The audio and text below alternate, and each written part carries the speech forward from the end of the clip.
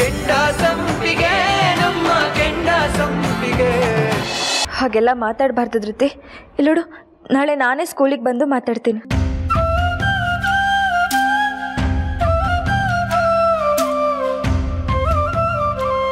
ಸಾಹೇಬ್ರೆ, ನೀವೇನು ಚಿಂತೆ ಮಾಡಬೇಡಿ. ಧೃತಿ ಏನೋ ಗೊತ್ತಿಲ್ಲದೆ ಮಾತಾಡಿದಾಳೆ, ನೀವು ನೊಂದ್ಕೋಬೇಡಿ. ಚಿಕ್ಕಪ್ಪನ ಬಗ್ಗೆ ಟಿವಿಯಲ್ಲಿ ಬರೋದು ಸುಳ್ಳ? ನನ್ನ ಫ್ರೆಂಡ್ಸ್ಗಳೆಲ್ಲ ಆಡ್ಕೊಡೋದು ಸುಳ್ಳ? ಚಿಕ್ಕಪ್ಪ ಕೆಟ್ಟವರಂತೆ ಹೌದಾ ಚಿಕ್ಕಮ್ಮ?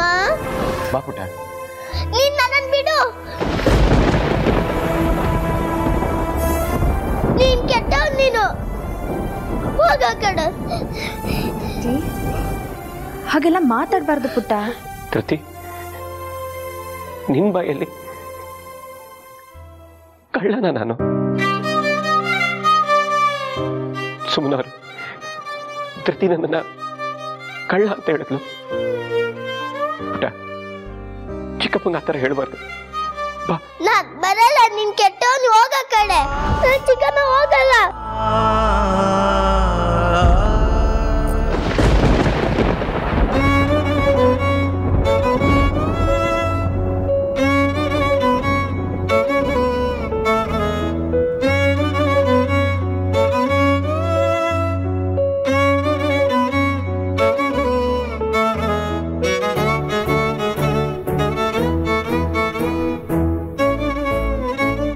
ಸುಮಾ, ನೀನು ಹೋಗಮ್ಮ.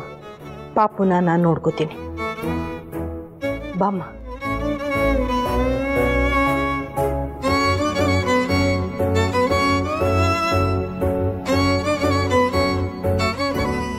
ದುಡ್ಡಿನ ಆಸೆಗೋಸ್ಕರ ಬೇರೆಯವ್ರ ಹೆಸರು ಹಾಳು ಮಾಡೋ ನಿನಗೆಷ್ಟು ಪುಗ್ರಿರ್ಬೇಕಾದ್ರೆ ನನಗೆಷ್ಟಿರ್ಬೇಡ.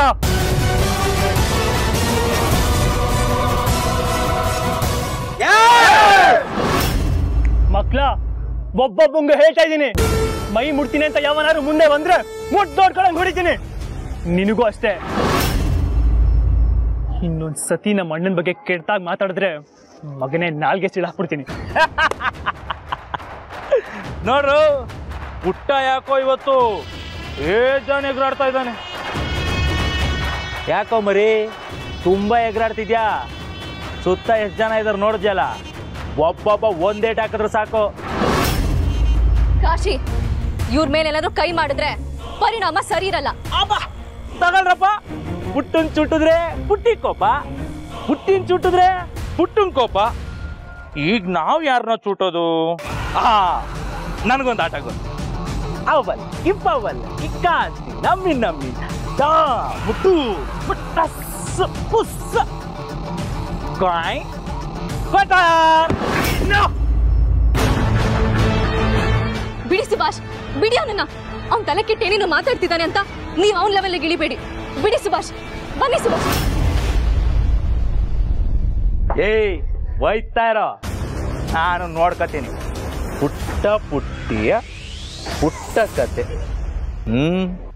ಚೆನ್ನಾಗಿದೆ.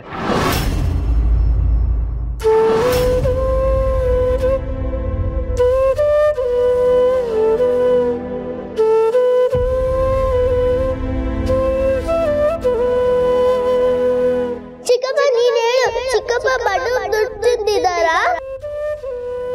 ಚಿಕ್ಕಪ್ಪ ಕೆಟ್ಟವರಂತ ಹೌದಾ ಚಿಕ್ಕಮ್ಮ?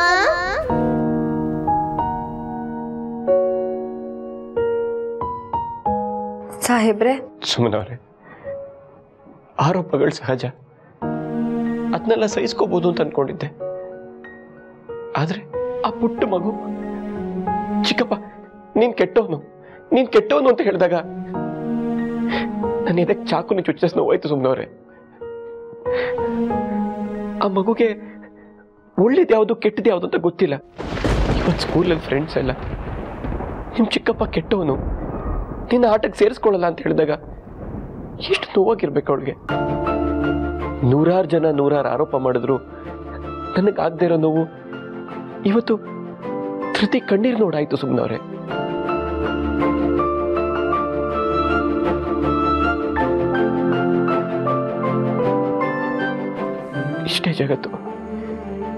ಇಷ್ಟೇ ಜಗತ್ತು ಸುಮ್ಮನವ್ರೆ.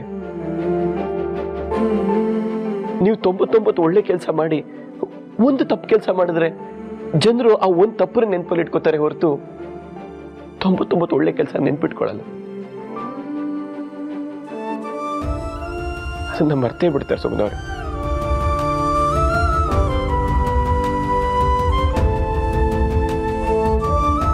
ನಾವೆಷ್ಟೇ ಕಷ್ಟಪಟ್ಟರು ಎಲ್ಲಾರನ್ನೂ ಸಮಾಧಾನ ಪಡಿಸೋದಕ್ಕಾಗಲ್ಲ.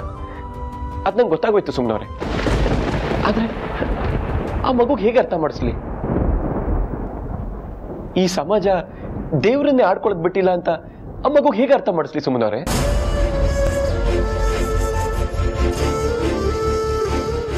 ಸಮಾಧಾನ ಮಾಡ್ಕೊಳ್ಳಿ ಸಾಹೇಬ್ರೆ. ಧೃತಿ ಹತ್ರ ನಾನು ಮಾತಾಡ್ತೀನಿ, ಅವಳಿಗೆ ನಾನು ಅರ್ಥ ಮಾಡಿಸ್ತೀನಿ. ಒಂದ್ಸಲಿ ಅರ್ಥ ಮಾಡಿಸ್ತೀರಾ, 2 ಸಲ ಅರ್ಥ ಮಾಡಿಸ್ತೀರಾ, ಆದ್ರೆ ಪದೇ ಪದೇ ಈ ರೀತಿ ಪ್ರಶ್ನೆಗಳು ಎದ್ದೇನಾದ್ರೆ ಆ ಮಗುಗೆ ಹೇಗೆ ಅರ್ಥ ಮಾಡಿಸೋದು ಸುಮ್ಮನವ್ರೆ?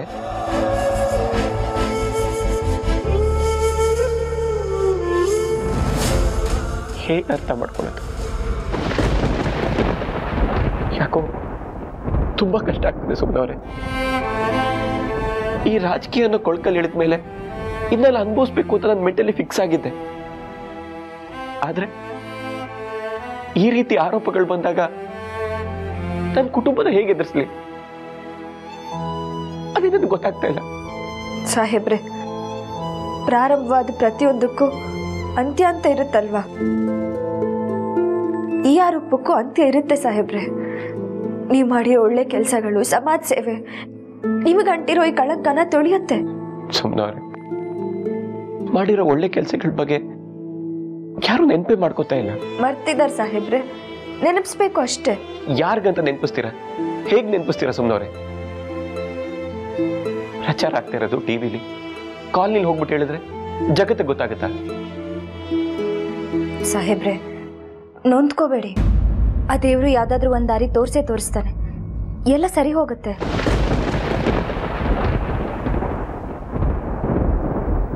ಎಲ್ಲ ದೇವ್ರು ಮಾಡಕ್ಕಾಗಲ್ಲ ಸುಮ್ಮನವ್ರೆ. ನಮ್ಮ ಪ್ರಯತ್ನನೂ ನಾವು ಮಾಡಬೇಕು. ಎಲ್ಲಿಗೆ ಹೊರಟ್ರಿ ಸಾಹೇಬ್ರೆ? ಕಾಲೋನಿಗೆ.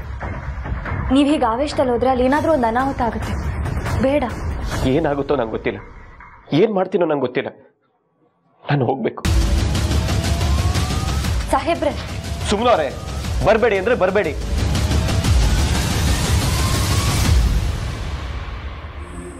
ಅಪ್ಪ ಭಗವಂತ, ನನ್ನ ಮಗನ ಗಂಡಾಂತರದಿಂದ ನನ್ನ ಸೊಸೆ ಪಾರು ಮಾಡಿದ್ಲು. ಅದಕ್ಕಾದರೂ ನನ್ನ ಮಗ ಅವಳ ಪ್ರೀತಿನ, ಅವಳ ತ್ಯಾಗನ, ಅವಳ ಗುಣನ ಮೆಚ್ಚಿ ಒಪ್ಕೋತಾನೆ ಅಂದ್ಕೊಂಡ್ರೆ ಮತ್ತಿನ್ನೇನೋ ಪರೀಕ್ಷೆ ತಂದಿಟ್ಟು ಅವ್ರ ಮಧ್ಯೆ ಪ್ರೀತಿ ಬೆಳೆಯೋದಕ್ಕೆ ಜಾಗ ಮಾಡಿಕೊಡ್ತಿಲ್ವಲ್ಲಪ್ಪ ನೀನು. ಯಾಕಪ್ಪ ಹೀಗೆ ಮಾಡ್ತೀಯ? ನನ್ನ ಮಗ ಸೊಸೆ ಯಾವಾಗ ನೆಮ್ಮದಿಯಿಂದ ಇರ್ತಾರಪ್ಪ, ಅವ್ರನ್ನ ನೆಮ್ಮದಿಯಾಗಿರೋ ಹಾಗೆ ಮಾಡು. ಹಲೋ. ಹಲೋ, ನಮಸ್ಕಾರ. ಯಾಕೆ ಕಾಲ್ ಮಾಡಿದೆ? ಒಂದು ವಿಷಯ ಹೇಳಬೇಕಾಗಿತ್ತು ಮೇಡಮ್. ನಮ್ಮ ಕಾಲೋನಿಲಿ MLA ಸಾಹೇಬ್ರ ಹೆಸರನ್ನ ಸೋಪಿನ ಪುಡಿ ಹಾಕಿ ತೊಳೆದಾಕ್ತಾ ಇದ್ದೀವಿ. ಅದನ್ನ ತಡೆಯೋದಕ್ಕೆ MLAನೂ ಬರಲಿಲ್ಲ, MLA ಹೆಂಡ್ತಿನೂ ಬರಲಿಲ್ಲ. ಅಲ್ಲಿಗೆ ಬಂದಿದ್ದು ಅವನ ತಮ್ಮ. ಸುಭಾಷ್ ಇಲ್ಲಿಗೆ ಬಂದಿದ್ದಾನ? ಬಂದಿದ್ದು ಅಲ್ದೆ ನನ್ನ ಮೇಕೆ ಎದುರು ಬರಕ್ ಹೋದ. ನಾವು ಬಿಟ್ಬಿಡ್ತೀವಾ? ಹಂಗೆ ಸೆಟ್ ದೊಡ್ಡ ಸೆಟ್ ನಿಂತ್ಕೊಂಡೆ ನೋಡಿ, ಓಡ್ಬಿಟ್ಟ. ಅವನು ಅಲ್ಲಿ ಏನ್ ಮಾಡ್ತಿದ್ದಾನೆ? ನಮ್ಮ ಏರಿಯಾದಲ್ಲಿರೋ ಅಕ್ಕಿಗೆ ಕಾಳು ಹಾಕಕ್ ಬಂದಿದ್ದ ಅನ್ಸುತ್ತೆ. ನನಗೆ ಅರ್ಥ ಆಗ್ತಾ ಇಲ್ಲ. ನಿನ್ ಟಪೋರಿ ಲ್ಯಾಂಗ್ವೇಜ್ ಬಿಟ್ಟು ಅರ್ಥ ಆಗೋ ಹಾಗೆ ಹೇಳ್ತೀಯಾ? ನಾವಿಲ್ಲಿ MLA ತಿಂದ, MLA ಮೋಸ ಮಾಡ್ದ ಅಂತ ಜನರನ್ನೆಲ್ಲ ಸೇರಿಸಿ ಅವ್ರನ್ನ ನಂಬಿಸಿದ್ರೆ ಅಲ್ಲಿ ಕರೆಕ್ಟ್ ಟೈಮ್ಗೆ ಸುಮ್ಮಿತಾಗಿ ರಾಜಿ ಬಂದು ಅವಳನ್ನು ಅಟ್ಕಾಯಿಸ್ಕೊಂಡಿದ್ದೆ. ಅಷ್ಟ್ರಾಗೆ ಆ MLA ತಮ್ಮ ಬಂದ. ನಾನು ಅವ್ರ ಅಣ್ಣನ್ ಬೈದಿದ್ಕಿಂತ ಹೆಚ್ಚು ಅವಳಿಗೆ ಬೈದಲ್ಲ ಅಂತ ಕೋಪ ಮಾಡ್ಕೊಂಡಿದ್ದ. ನನಗೇನೋ ಹುಡುಗ ಹುಡುಗಿ ಮೇಲೆ ತುಂಬಾ ಕಾಳಜಿ ಇಟ್ಟಿದ್ದಾನೆ ಅಂತ ಅನ್ಸುತ್ತೆ. ಅಲ್ಲ, ಹುಡುಗ ಹುಡುಗಿ ಮೇಲೆ ಕಾಳಜಿ ಇಟ್ಟಿದ್ದಾನೆ ಅಂತಂದ್ರೆ ಅವಳು ಅವನ ಪಾಲಿಗೆ ಸ್ಪೆಷಲ್ ಆಗೇ ಇರ್ತಾಳೆ. ಹುಡುಗ ಹುಡುಗಿ ಸ್ಪೆಷಲ್ ಆಗಿ ಸಂಬಂಧ ಇಟ್ಕೊಂಡಿದ್ದಾರೆ ಅಂತಂದ್ರೆ ಅದಿನ್ನೇನೇನು ನಡೆದಿದ್ಯಾ ಅವ್ರ ಮಧ್ಯೆ. ಏನೋ ಈ ವಿಷಯ ನಿಮ್ಗೆ ಹೇಳ್ಬೇಕು ಅಂತ ಅನ್ನಿಸ್ತು, ಅದಕ್ಕೆ ಫೋನ್ ಹಾಕ್ದೆ. ಹಲೋ. ಹಾಂ ಕಣೆ, ಹೊರಡ್ತಿದ್ದೀನಿ. ಒಂದು 10 ಮಿನಿಟ್ಸ್ ಬಂದ್ಬಿಟ್ಟೆ. ಹಾಂ ಮೇಡಮ್, 1 ನಿಮಿಷ. ತೀರ್ಥಂಕರ್ ಪ್ರಸಾದ್ ಅವ್ರನ್ನ ಭೇಟಿ ಮಾಡಬೇಕು, ಅವ್ರನ್ನ ಆಚೆ ಬರೋದು ಕೇಳ್ತೀರಾ? ಅಣ್ಣ ಮನೇಲಿಲ್ಲ. ನಿಮ್ಮ ಬ್ರದರ್ ತೀರ್ಥಂಕರ್ ಪ್ರಸಾದ್ ಅವ್ರ ಮೇಲೆ ಬಂದಿರೋ ಆರೋಪದ ಬಗ್ಗೆ ನೀವೇನು ಹೇಳ್ತೀರಾ ಮೇಡಮ್? No comments. ನನ್ನ ಮನೆಯಿಂದ ಸ್ವಲ್ಪ ಆಚೆ ಹೋಗಬೇಕಾಗಿದೆ, ಜಾಗ ಬಿಡಿ. ಮೇಡಮ್, 1 ನಿಮಿಷ. ನಿಮ್ಮ ಮನೆ ಮೇಲೆ ರೈಡ್ ಆದಾಗ ದಾಖಲೆಗಳು, ಹಣ ಸಿಕ್ತು ಅಂತ ಹೇಳ್ತಿದ್ದಾರೆ, ಅದಕ್ಕೇನು ಹೇಳ್ತೀರಾ? ಒಂದ್ಸರಿ ಹೇಳಿದ್ರೆ ಅರ್ಥ ಆಗಲ್ವೇನ್ರಿ ನಿಮಗೆ? MLA ತೀರ್ಥಂಕರ್ ಪ್ರಸಾದ್ ಅವರ ಸಹೋದರಿಯನ್ನ ಪ್ರಶ್ನೆ ಮಾಡಿದ್ವಿ, ಆದ್ರೆ ಅವರು ಎಷ್ಟು ಕೋಪ ಮಾಡ್ಕೊಂಡು ಹೋದ್ರು ಅಂತ ನೀವೇ ನೋಡಿದೀರಾ. ಇದು ಸತ್ಯ ಗೊತ್ತಾಯ್ತು ಅನ್ನೋ ಭಯನ, ಅಥವಾ ಜನತೆಗೆ ಉತ್ತರ ಕೊಡಕ್ಕಾಗದೆ ಫಲಾಯನ ಮಾಡ್ತಾ ಇರೋದಾ? ನೀವೇ ನಿರ್ಧಾರ ಮಾಡಿ. ತೀರ್ಥಂಕರ್ ಪ್ರಸಾದ್ ಅವರ ದೊಡ್ಡ ಗೆಲುವಿಗೆ ಕಾರಣವಾಗಿದ್ದೇ ಶ್ರೀದೇವಿ ಕಾಲೋನಿ. ಆ ಕಾಲೋನಿಯ ಜನರೇ ತೀರ್ಥಂಕರ್ ಪ್ರಸಾದ್ ಅವರ ಮೇಲೆ ತಿರುಗಿ ಬಿದ್ದಿದ್ದಾರಾ? ರಾಜೇಶ್ವರಿ ಕ್ಷೇತ್ರದ ಜನರ ಆರೋಪದಂತೆ ತೀರ್ಥಂಕರ್ ಪ್ರಸಾದ್ ಕಾಮಗಾರಿ ದುಡ್ಡನ್ನೇ ಹೊಡೆದಿದ್ದಾರಾ? ಖಂಡಿತ ಹೊಡೆದಿದ್ದಾರೆ. ಅದಕ್ಕೆ ನಮ್ಮ ಹತ್ರ ಬೇಕಾದ ಸಾಕ್ಷಿಗಳಿದೆ.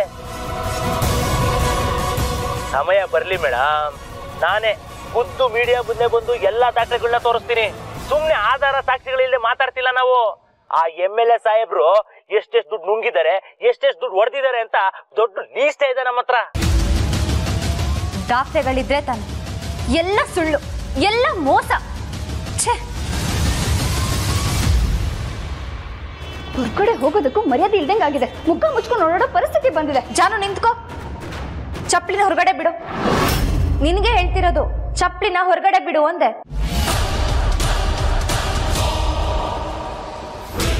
ಯಾಕೆ ಬಿಡ್ಬೇಕು?